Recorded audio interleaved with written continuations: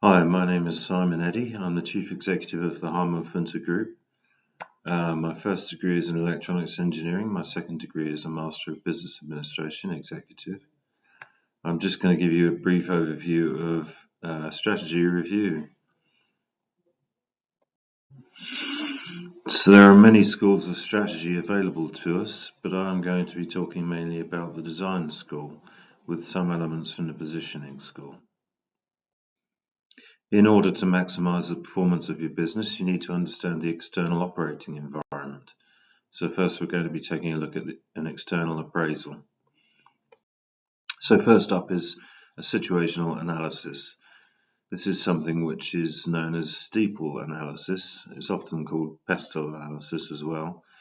And that's an acronym for the factors that we look at. So social, technological, economic, environmental, and so on. We feel this in past, present, and future, and that gives us an idea of where we're coming from, where we're going to. And this is supposed to be factors in the operating environment. So this is world stories, world news, things that are happening, trends, basically the things that are happening in our operating environment. You can continue to build your understanding of the strategic operating environment by looking at market attractiveness. This is something you can do if you are thinking of entering a new market or if you're in an existing market and want to know more about it. Basically analyze the power of different elements. That's buyer power, supplier power, the threat of new entrants, and the threat of substitutes to your particular line of business. This is known as Porter's Five Forces. You've probably heard of it. So we can produce a lovely radar chart of our market attractiveness. In this example, this was for a training company, and we found that suppliers had low power and all the other factors were fairly high power. If your suppliers are low power, then you can force your cost base down. If your buyers are low power, then you have an opportunity to put your prices up, which is something that everybody would like to do. In the design school, we then do some benchmarking of competitors, and we're trying to get more than anything, the 3 or 4 competitors that are most aligned to the sort of work that we do and the sort of business that we are. You can do as many of these as you like. You can have a list of 20 competitors if you wish. If you're a small business, such as a cafe, then you'd be looking at the local environment, competitors nearby to you. Obviously, if you're a national player, then you'd be looking at national organizations or world organizations if you're on that scale. Basically, we're trying to get a really good understanding for what the competitor offers, what's their leverage, their attractiveness to the customer, what's their price advantage. If you can find out price information, that's fabulous. It's not easy to come by, but if you can find it, it's great. What's their financial position? And what's their likely future? We can do this through Google, of course, searching for competitors. We can do this through Companies House. There's a lot of information on companies' websites, particularly annual reports. In Companies House, you'll find annual returns, which often have reports associated with them. If we find out the likely future, then we can ourselves define a strategy which is differentiated from our competitors, and that's what we're looking to do with our strategic review. You can do the same for potential competitors. This is another important factor in your external appraisal. What we want to do is to understand who's likely to enter the market. In this example, this was a company starting out doing training courses. They were already an IT company, but they're about to make a new division. And so we can see potential competitors are local academic institutions and training venue providers, which may be a bit of a surprise, but there is absolutely no reason at all why training venue providers couldn't enter the training market. We need to understand what the trends are in our industry, in our particular industry. This is an example from Crown Estates, who own an awful lot of land. They're the third biggest landowner in the country, in the UK. A good example here is wide legal acceptance of social community collective ownership of property and land. This is something which has been happening more and more in lots of countries across the world. And it has a definite impact on the Crown Estates because there's less land for them to purchase because it's being bought by social communities. It may also be something we want to do as part of our strategy. So we've done an external appraisal, then we look at an internal appraisal. So we're now going to look inside the company at what's going on, try to get more of an understanding about what's happening. This is Porter's value chain. We can do some value chain analysis. There's a variety of ways in which you can do this, but the point about this is that all the different divisions of an organization must make a margin.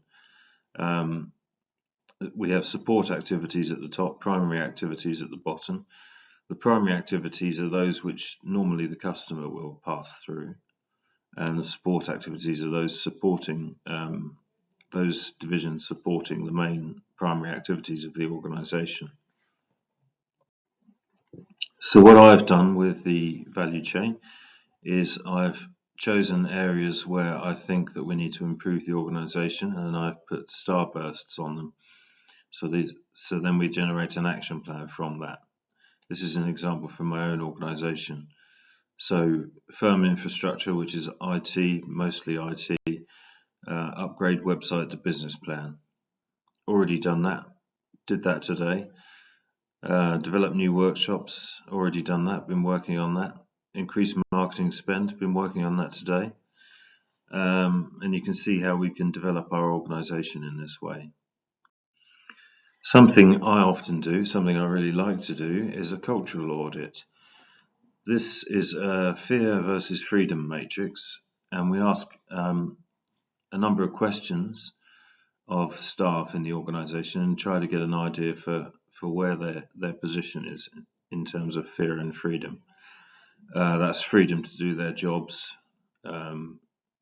freedom to make decisions, fear of losing their jobs, for example, fear of making decisions, having to do upwards delegation rather than having downwards delegation in the organization.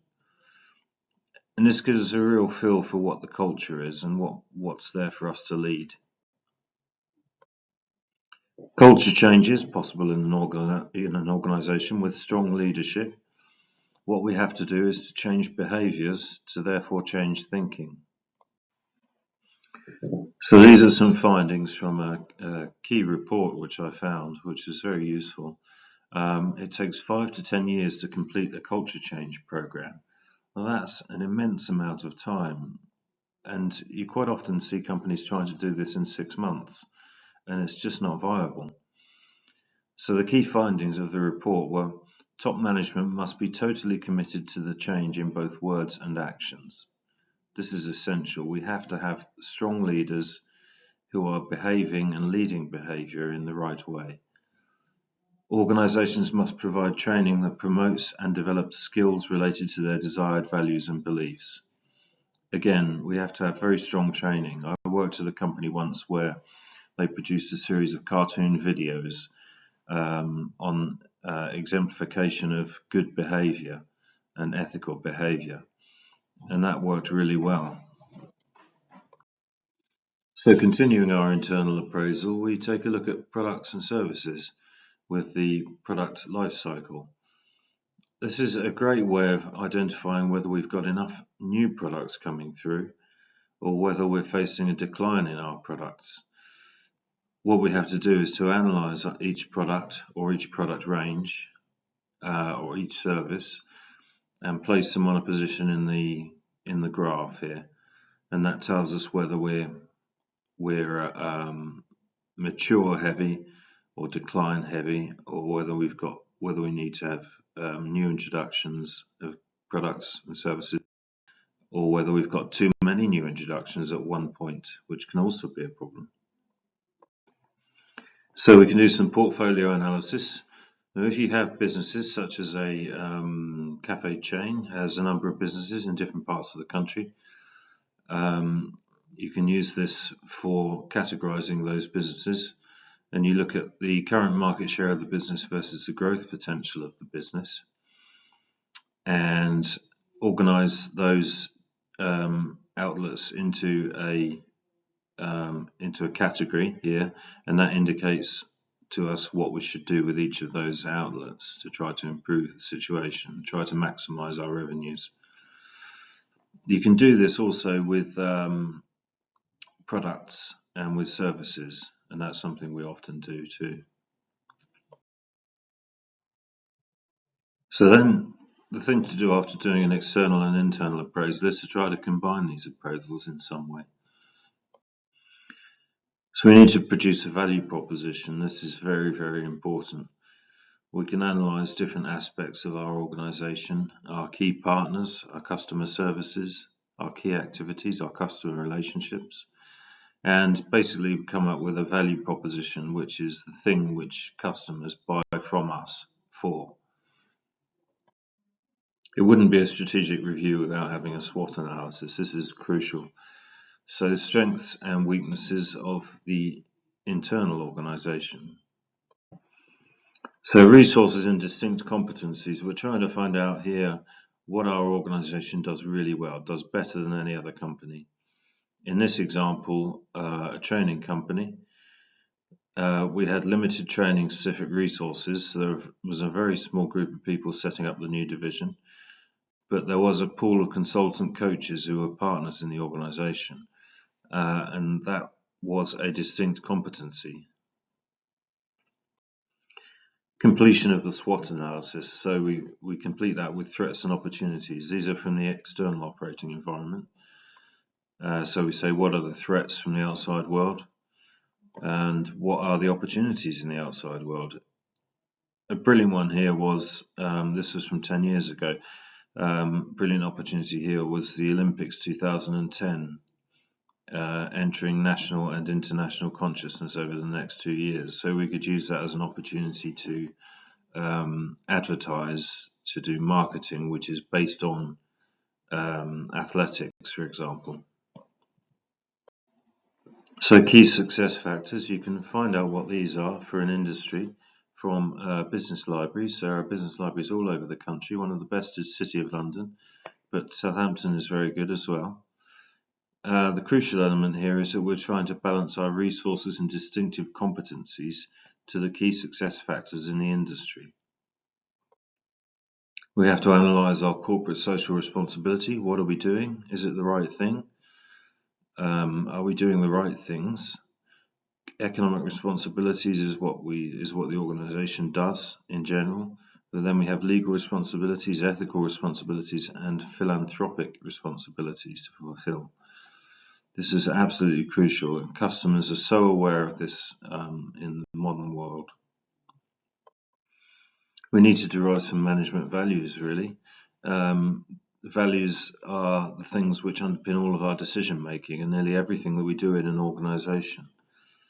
There's some examples here. We are determined to deliver, we prepare for tomorrow, we do what's right, we build trust. This is a great example of management values. It would be wrong to miss out some generic strategy models. Here are a couple of great ones which you can pause the screen on if you wish. And a couple of growth models as well, which are also very useful. So the ultimate aim is to create some possible strategies. These could be anything really. Here are some examples: cost leadership, focus differentiation, raise funds for acquisitions.